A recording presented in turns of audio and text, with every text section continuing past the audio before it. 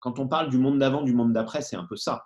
C'est-à-dire que comme le coefficient d'agilité va être extrêmement important pour la reprise, ça signifie que le sujet et l'enjeu principal, retenez bien ça, c'est pas de sauver le monde d'avant, c'est de construire le monde de demain.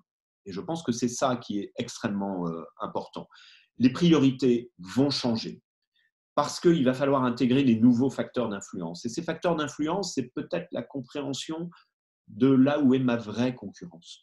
Ce que je vais appeler tous ces facteurs d'influence, qui peuvent être aussi bien la RSE que l'environnement, que la biodiversité, mais que l'UX, l'expérience utilisateur, que également le design thinking, c'est-à-dire la façon d'appréhender son modèle économique et la façon d'appréhender ses produits par rapport au go-to-market, par rapport au marché. Tout ça, ce sont des facteurs d'influence. Donc en fait, transformer son entreprise à différents niveaux, et peut-être par petites touches et progressivement, c'est une nécessité et ça va devenir une nécessité.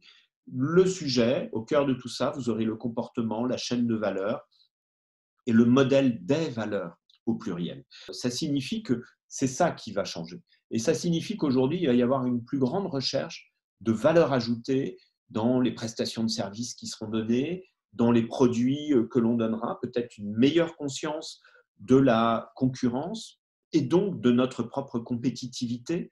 La compétitivité, attention, ce n'est pas la réduction des coûts, c'est, comment dirais-je, comment quelque chose rapporte à tout le monde sans coûter à personne. C'est-à-dire, c'est vraiment intégré au cœur de la chaîne de valeur. Ça signifie qu'en fait, les entreprises françaises, particulièrement, il faut qu'elles soient plus grandes, plus fortes.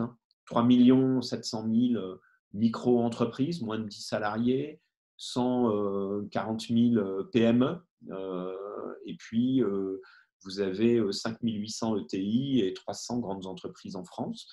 Pas assez d'ETI, bien évidemment, des entreprises trop éclatées, donc avec trop de charges de structure, pas très agiles. Combien de temps il nous a fallu pour fabriquer du gel hydroalcoolique et des masques? Voilà. Non, on continue à aller les acheter en Chine. C'est dommage, il y avait plein d'entreprises qui ont fermé.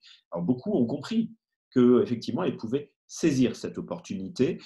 Et c'est ça, l'agilité. Quand Guerlain ou Dior disent « je fabrique », du gel hydroalcoolique, ce n'est pas qu'un sujet de com, c'est avant tout un sujet d'agilité. Quand Louis Vuitton aujourd'hui est en train de fabriquer des masques, c'est de l'exemplarité et c'est de l'agilité. Je pense que l'agilité est quelque chose de nécessaire. Vous savez, on est dans un monde VUCA, au sens où les Américains, dans l'école militaire de West Point, l'académie militaire de West Point l'entendent, c'est-à-dire un monde avec de la volatility, uncertainty, complexity and ambiguous. C'est un monde qui est volatile, qui est incertain, qui est complexe et qui est ambigu. C'est ça le monde VUCA.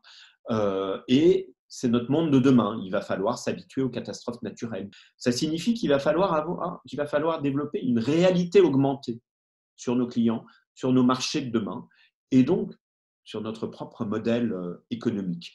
Et l'investissement est clé, l'innovation va être clé, le digital, dont on a vu qu'il n'était pas encore suffisamment développé, va être clé.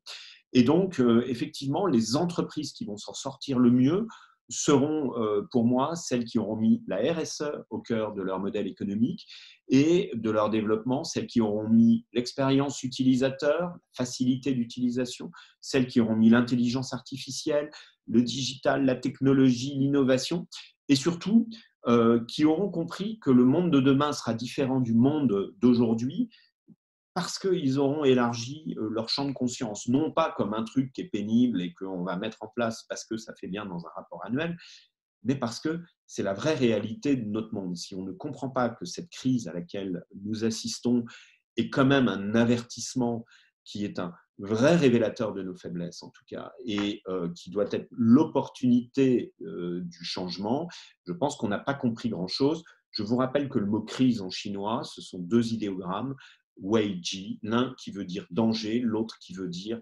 opportunité.